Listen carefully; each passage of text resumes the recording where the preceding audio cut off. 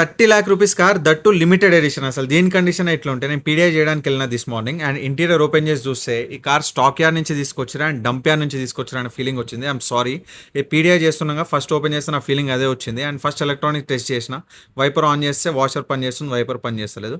And paint test చేస్తున్నాగా అన్ని panels okay ఉన్నాయి. అండ్ రియర్ పెయింటింగ్లో వచ్చేసి thick layer of putty detect అయింది. అంటే they are chances that dickey is been painted.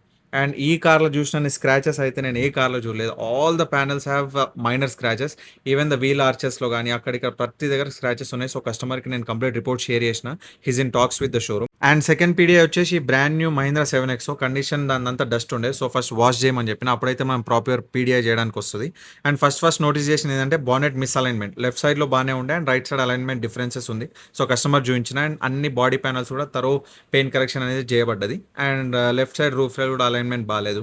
And under కింద కూడా స్టెప్నీ డేట్స్. అండ్ ఆల్సో ఈ కార్లో 3 టైర్స్ ఒక మ్యానుఫ్యాక్చరింగ్ డేట్ ఉంది, 28/26. 28 అంటే వీక్, 26 అంటే ఇయర్.